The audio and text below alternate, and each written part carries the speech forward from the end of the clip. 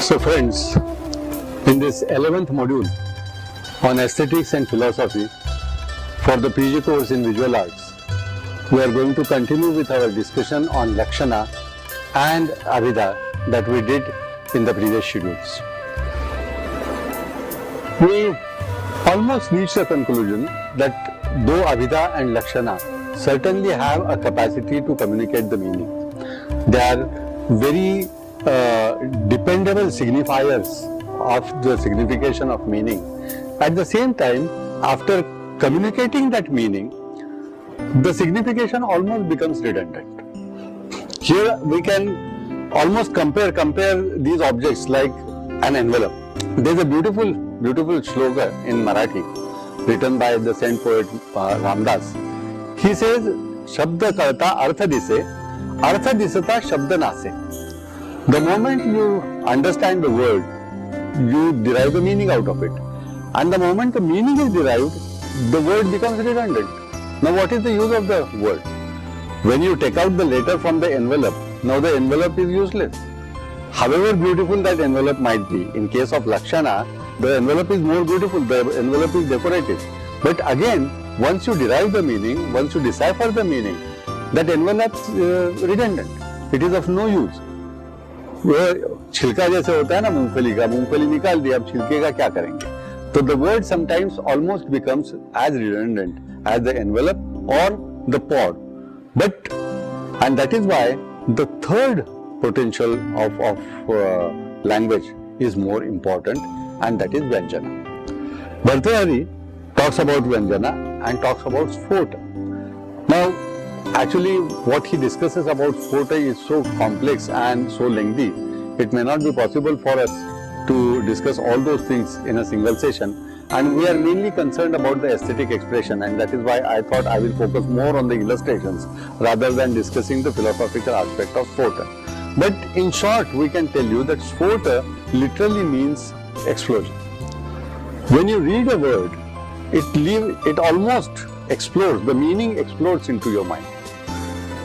When we started this discussion, I said that Ananda Vardhana differentiate between the Kavya Sharira and Kavyatma. So the Sharira is the Shabda and the meaning is the word. So with the Sphota, that meaning is left behind in your mind, and that is permanent. That meaning is permanent. The utterance of the word, because as I told you earlier, we are talking about speech, not language. We are not talking about the written script. We are talking about the spoken language, because Bhartrhari has discussed speech, not language. So when I utter a particular word, the moment I utter it, it is gone. It is ephemeral. Well, now whatever I have spoken, it has dissolved in thin air. Now you can, if you have recorded, you can listen to it once again. But otherwise, that is lost. What is left in your mind is the meaning. So the meaning is chirantan. The meaning is permanent. The word is ephemeral. And that is why we will have to think about the meaning. The Sphota is more important. The cognition is more important. And at the same time, the kind of cognition which Abhida gives you. Now, a word like 100. Now, you know what 100 is. But 100 can be 99 plus 1, can be 50 plus 50, can be 60 plus 40, can be 30 plus 70. So 100 has many different meanings.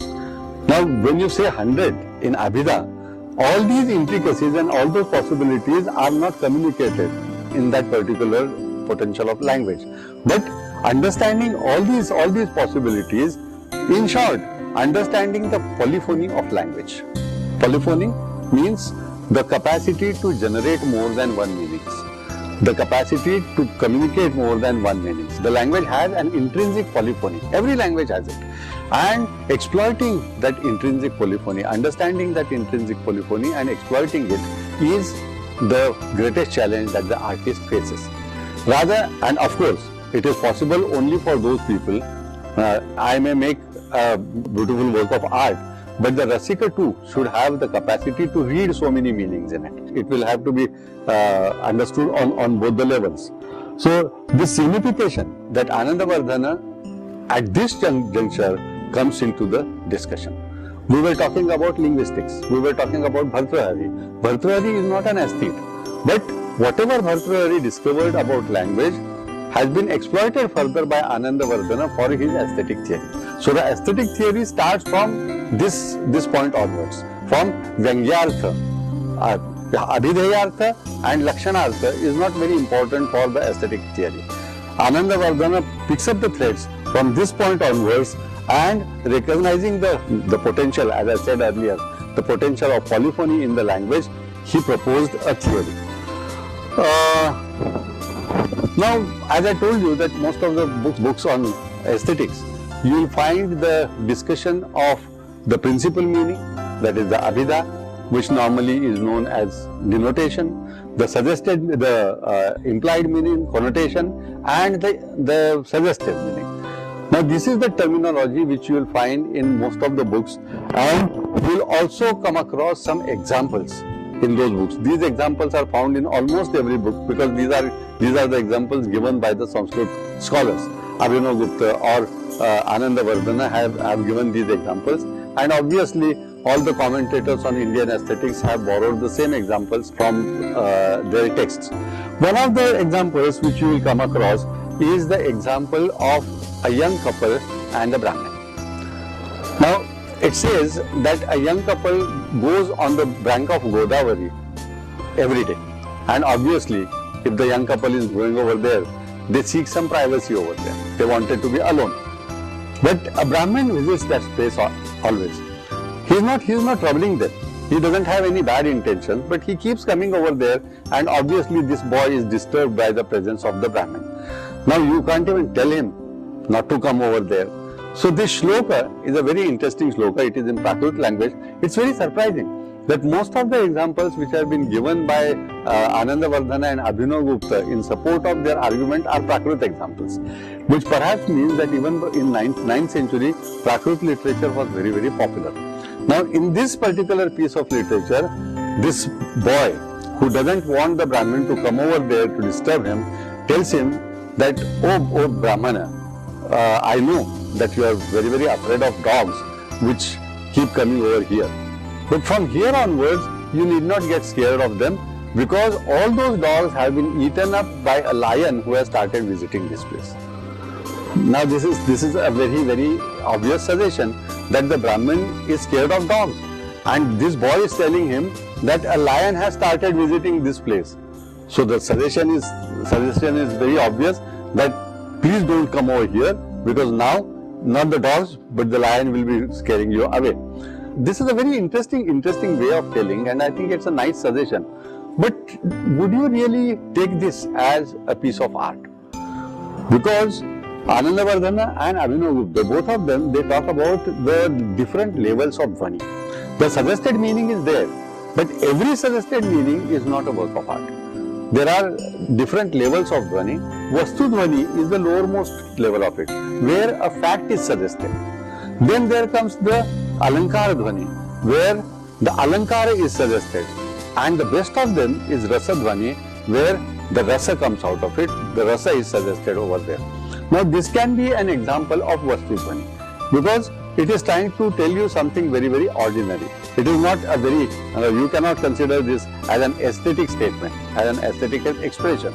So the other example, which you will find in these books, is a little too romantic, but again we will have to discuss it. That couplet is also Prakrit couplet, in which a lady who is alone at home. In those days, in ancient times, there were no hotels. People used to, the panthastas or the travelers, if they are going to some other town, they used to seek shelter in the veranda of somebody. They would ask the people whether they can spend the night in the veranda of that house and go further. So this traveler is seeking shelter in a veranda of a lady, and that lady tells him that, look, I should not be giving this shelter because my husband is not here. He is away. And my mother-in-law is totally deaf and dumb. So if you need a glass of water or something, at night you will keep shouting and that lady will not get up. So if you need something, straight away walk into the house and take whatever you want to, but don't disturb. Now this is an obvious suggestion that she's almost inviting that person into her house and telling him that there is no need to worry because her mother-in-law is deaf and dumb and her husband is not around. Now this is also a suggestion, but again, would you consider this as Rasadhvani? This again is an example of Vastudhvani.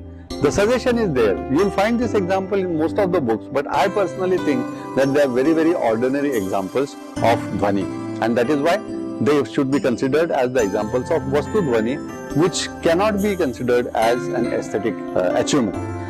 There is a slightly better example, which I think can be taken as an example of Alankara-Dhvani. Perhaps all of you have heard about it earlier, but the way it is told to us is slightly different.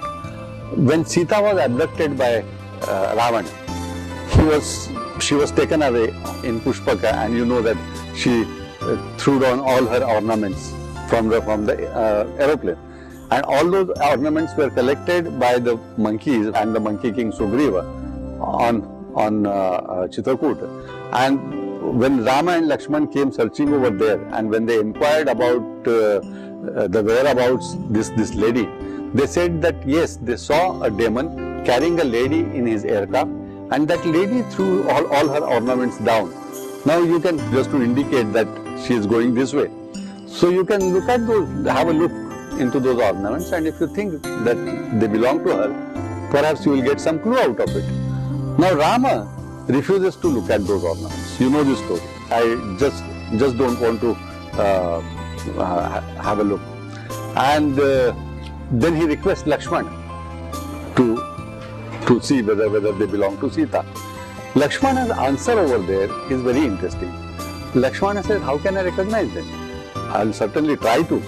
But the only ornament that I might be able to recognize from Sita's body is her anklets. I won't be able to recognize any of the ornaments. And now the suggestion over here, the implied meaning, the suggested meaning here is, I never look at her. He respected her to such an extent that he never dared to look at her face or her body. His eyes were always glued to her feet. So he can only recognize the anklets, the rest of the things cannot be recognized. Now, this is a nice suggestion compared to the other examples that we discussed earlier. I think this is slightly better than the previous one, because the suggestion is quite alankarika. So unlike the other Vastudhvani which we saw earlier, this can be considered as an Alankar Dhvani. Of course, some people might say that the second example which we discussed about the lady and the traveler, it may lead to the Shringara Rasa, and that is why that too can be taken as an example of Rasadhvani. Of course, the judgments may differ and we can have various opinions on the same thing, but I personally think that it's a very obvious suggestion. It doesn't have the subtlety and beauty in it, which this particular statement has. Then there is another Sanskrit poem which has been mentioned in some of the text, which says, Anuragavati Sandhya Divastata Purassara Aho Daivagati Kidruk Tathapina Samagama. Anuragavati Sandhya. Now, Sandhya is the evening, and Anuragavati, now there are two meanings again, that she's red with passion. Now she's Anurag, she is in love with the sun, and the evening always keeps following the sun. When the sun sets, then the evening comes. This Anuragavati Sandhya, who is in love with the sun god, she is continuously following him. Divastata Purassara. Aho Daivagati Kidruk.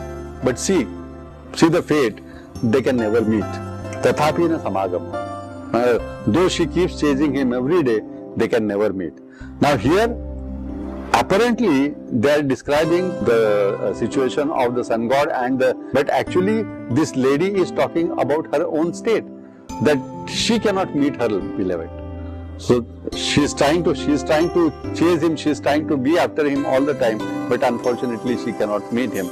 The implied meaning is different, the actual meaning is different. Of course, the Abhidhayartha is also equally interesting, and the suggested meaning is also very, very interesting, and that is why this can be considered as a better example of Dhani than the one which we saw earlier. And this particular piece of literature can be recognized as Rasadhvani.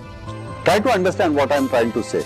That suggestion is there, but what exactly is it suggesting? Some of the poems or some of the works of art are suggesting a fact. Like the first one, Brahman and the young couple. Now the suggestion is the suggestion of a fact. And that is why it is called Vastudhvani, and Vastudhvani is considered to be the lesser most Dhvani. In this particular kavya which we saw, there is a Rupaka, there is a metaphor. And that is why what it is suggesting is Alankar. So this Dhvani is slightly higher than the Vastudhvani. Vastudhvani is the most ordinary of them. And Alankara Dhvani is slightly better than this. This can be an example of Alankara Dhvani. Now, the third one perhaps can be drawn from Mruchakatika. I thought that being students of visual arts, I'll give you some examples of visual art too, and we will also try to bring in a Western scholar in this discussion at some juncture. There is a beautiful sculpture in the collection of National Museum. If you happen to go there, please see it. We will be seeing it here also in a reproduction. There you will find a young lady walking on the road, and she is trying to pull her anklets on her calves, and she is being chased by another person. A person is chasing her, and this lady is trying to pull her anklets on her calves. Now, for many years, people didn't know what exactly it was trying to depict, and Shivram Murthy identified that sculpture as a depiction of one of the events from the famous play of Shudraka, Mruchakatika. I am sure, though not Mruchakatika, you people must have seen the film Utsav. In Utsav or Mruchakatika, you know that Vasanta Sena, that courtesan, is being chased by Shakar, the brother-in-law of the king, and she is running away, and she is trying to run away from him, but her anklets are making a noise. And it is night time, and though Shakara cannot see her, with the help of that noise, he is trying to chase her. So to save that noise, to prevent the anklets from making noise, she is trying to pull them up so that they don't make noise. Now, Shivram Murthy identified this sculpture as Vasanta Sena sculpture, and he said that very surprisingly, the artist is suggesting time in this sculpture. By pulling those anklets, she is trying to prevent the noise. Why should she do that? Because it is night time. In daytime, if she is walking on the road, her anklets won't make so much of noise, and she will not be chased by Shakara. She is being chased by Shakara because it is night and her anklets are making noise. So this sculpture, though depicts a very different thing, there is a suggestion of time in it, which is a very interesting observation, and this too can be an example of visual Dhvani. Dhvani is not necessarily, I told you that when we are talking about language, it is not necessarily literary language. Along with literary language, we can also try to extend these theories to other areas, and I think particularly when it comes to meaning, we can also trace meanings from visual arts, because till recently, barring the abstract movement, paintings are quite meaningful, the sculptures are quite meaningful, and in those meanings, you will be able to derive the suggested meanings. There are so many other examples which we can quote over here. So here again, there is a very interesting example of Dhvani. I think that we should refer to Panofsky at this juncture. Panofsky is a very important scholar of the West who mainly wrote about iconography. And I don't know whether you have heard this word because you are not students of art history. Iconography means the recognition of icons, recognition of subject matter. When you see a particular painting, how do you come to know that what exactly is happening in the painting? If you see a painting in which a dark young boy with a peacock feather on his forehead is jumping into the river, and there is a serpent in the river, you immediately identify that particular painting as Kaliyadama. Because you know that the only god who puts a feather on his forehead, the peacock feather on his forehead, is Lord Krishna. Or you know that Lord Krishna is the God who fought with the ferocious serpent in the waters of Yamuna. So you identified those features, and with the help of those features, you could read a meaning. Now see, this is Abhidhe. This is almost like Abhidha. This is the principal meaning. The principal meaning is what? This boy is Krishna. This serpent is Kaliya, and Krishna is jumping into the river to fight with Krishna. Now this is a simple meaning. This Panofsky call it primary meaning or literal, the principal meaning. Now once you get this principal meaning, but when you appreciate a work of art, when you appreciate a painting, is it enough to know the subject matter? We know that the subject matter is important, but only by recognizing the subject matter. So we successfully managed to read the preliminary meaning or the Abhidha or the subject matter in this painting, but just identifying the subject matter is not our aesthetic agenda. This is not what we are looking for. We will have to go further to get the aesthetic pleasure out of it. So we will have to read into the secondary meaning and also the tertiary meaning, which is the suggested meaning. So what can we see over there?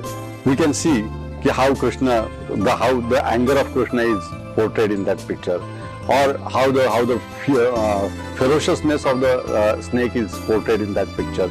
So in the secondary level, you will have to look into all these details, which will enhance your understanding and your appreciation of that painting. But that comes under Lakshana, or that comes under secondary meaning. When you go still further, then perhaps you will be able to read the emotive aspect of it.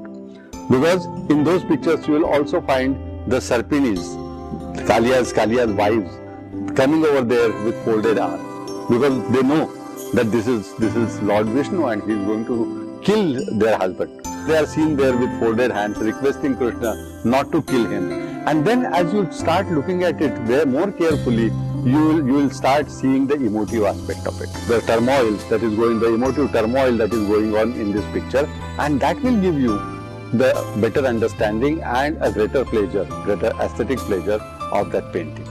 So if you do not see the paintings on various levels, probably you will only recognize that painting, हाँ ये कालिया दमन है, and that's all. Most of the people do. The first question, why most of the people cannot enjoy art? Because the first question they raise when they look at the work of art is, ये क्या है? You must have experienced it. If you show your painting to your brothers or father, the first question they ask is, ये क्या बनाया है?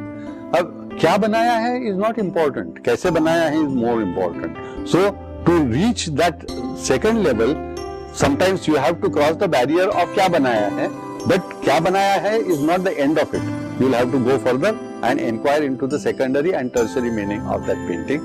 That can be compared to the theory of Dhvani. There is another interesting painting which I would quote at this juncture, and I think that too can be considered as an example of Alankara Dhvani. There is a painter called Ford Madox Brown.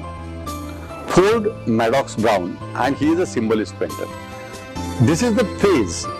Symbolism, I don't know whether you people have seen it. It is a 19th century movement, and this is a phase when the artists tried to show symbolic meanings, the dhvani in their painting, and that is why I am selecting a work from that particular phase.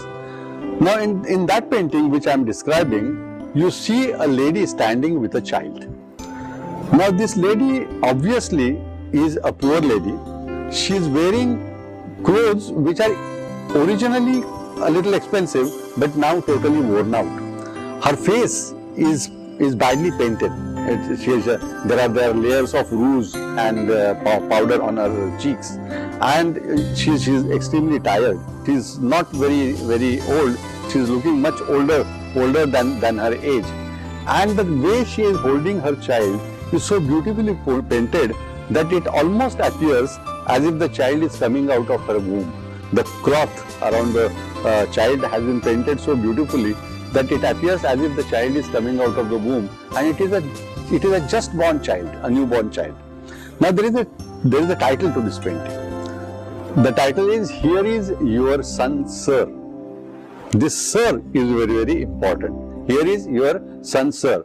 And then if you, obviously, the moment you read the title, it invites you to look at that picture more carefully. And when you see that picture more carefully, you notice that there is a mirror on top of her head.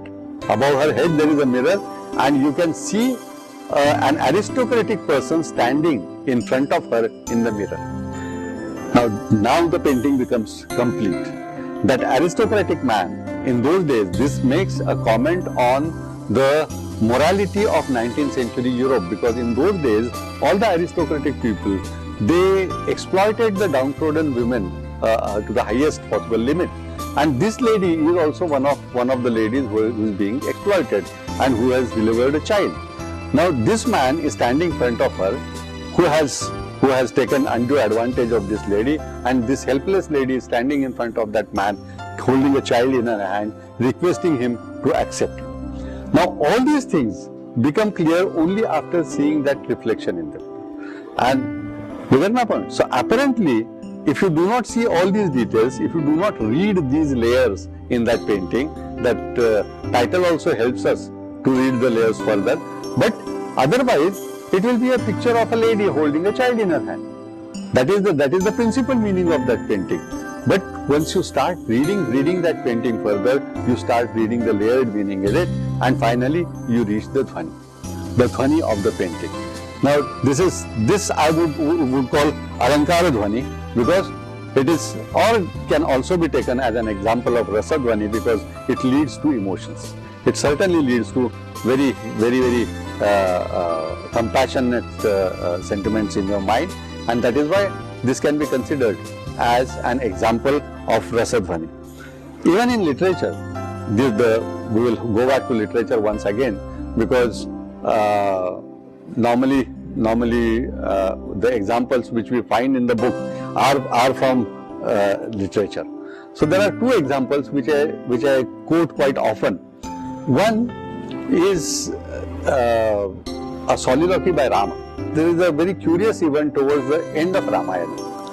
You know that Rama was visited by Durvasa once, and Durvasa asked him not to allow anybody into the room. He wanted to discuss something very personal, and he said that nobody should enter into this room, and appoint somebody who is really dependable, who is really trusted at the door, so that that person will not. And if somebody enters into the room, that person should be killed. That person should be beheaded. That will be the only punishment for him. Rama accepted it. And who is the most trusted person? Obviously Krishna. Obviously Lakshmana. So he asked Lakshmana to stand at the door and not to allow anybody into the room. But something happened. I don't remember, because I have not studied Ramayana in such great details. But something happens, and Lakshmana himself has to come into the room to report that thing to Rama. Now obviously the punishment is already determined, that if somebody enters into the room, that person should be beheaded. Now Lakshmana will have to be beheaded. And now Rama is thinking about the situation. He is holding the sword in his hand, and and that soliloquy where he is cursing himself, that you did not hesitate to behead Shambhuka, you did not hesitate to drive away your own wife, this hand of yours. He is talking to his hand. He is telling his hand that why are you hesitating? You have done so many things. You have driven away your wife from your house. You have killed Shambhuka, who was not at fault. So he goes on listing down so many things which he should not have done, and says that go ahead, do it. Now this obviously is an example of Dhvani, because Rama is not actually saying that go and kill Lakshmana. Rather, he is criticizing himself. He is pitying himself that he was compelled to do so many things which he was not supposed to do. So this is one of the examples. The other one is more touching. You know that towards the end of Ramayana, Sita was sent to exile. And you know that Rama did not have the courage to tell Sita that to go to the exile on her own, because you know the story that one of the washermen of the city, he raised doubts about Sita's purity, and then she was asked to undergo the Agni Divya. But even after Agni Divya, Rama was not fully satisfied. Not because he had any doubts about Sita, but he wanted to please his own citizens, his own subjects. And that is why finally he decided to send Sita to the exile, send Sita to the forest. Now he didn't have the guts to tell Sita that she will have to go. So he asked Lakshmana to take her away. Now Sita is surprised that why she is being sent away. Because there is no reason why she should be asked to go to the jungle. But finally, since the order has been come from Rama, she boards the Ratha and goes away. When Lakshmana comes back, he sees Rama lamenting. Rama is in a very bad mood. He is into tears. And Lakshmana gets angry. Lakshmana says that aren't you behaving hypocritically? You yourself, you should have kept her, and nobody could have stopped you from doing so. You behaved like a coward. You took the decision of sending her away. You didn't even have the guts to tell it to her, and you asked me to do that. And now you are pretending that you are lamenting over it. The Rama says, I am not lamenting over her departure.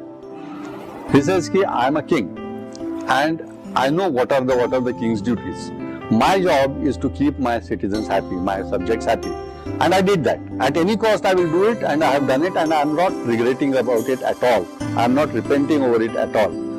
Parantu, te nayana, those eyes. When Sita left, Sita has all the doubts in her mind. Sita doesn't know why she is being sent away. And while leaving, she only looks into his eyes and goes away. Now he says, the rest of the things I am not worried about. But what do I do with those eyes? The way she looked into my eyes, I can't forget them. I am lamenting over those eyes. Nothing. He doesn't explain anything. He only says, Te Nayana, those eyes. Now this is Rasadhvani. This gives several layers of meanings to you. It gives a beautiful explanation. So you don't have to read anything more. I think it is so beautifully said that the spectator can get the experience of all the complexity of that feeling, and that is where the Dhvani. And this is what should be the greatest achievement or the greatest expectation of an artist from a work of art. Before we conclude this session, I will give you one more example from visual art, which too is an interesting example, but that is an example of Sringara Rasa. Again, this sculpture is from Kushana period, in which a young boy is shown keeping his fingers on his lips. And you keep wondering that what exactly is he doing it. It's a small sculpture.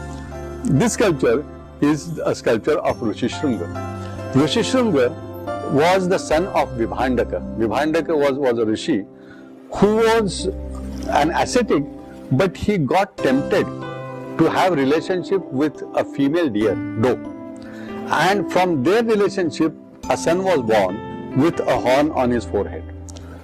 He kept his name as Rishishrunga. Now this Rishishrunga, Vibhandaka was extremely disturbed about this fact, and that is why he wanted his son to be a great brahmachari. So the only way to protect him from the surrounding world was to isolate from the association of women. So Vibhandaka saw to it that Rishishrunga never meets a woman at all. Now he has never seen a girl, and which is a very unnatural thing. Following brahmacharya after knowing women is natural. That is a choice. But not knowing a girl at all, not seeing a girl at all is something very, very unnatural. And that led to a famine in the kingdom. The king, this story also appears in Buddhist context and Brahmanical context. In Brahmanical context, the king is Dasharatha. Dasharatha inquires that why there is a famine. And then the Brahmins tell him that one of the brahmacharis is following an unnatural brahmacharya, and that should be stopped at any cost. Now how to do it? Then an old courtesan took that responsibility, and she sent a beautiful girl in the garb of an ascetic. So she was dressed up like a young ascetic, and she too was sent to the jungle.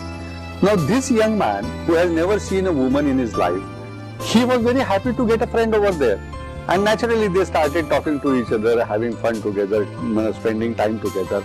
And after being together for several days, gradually that girl started making advances to him. And at some juncture, they came together in a natural manner.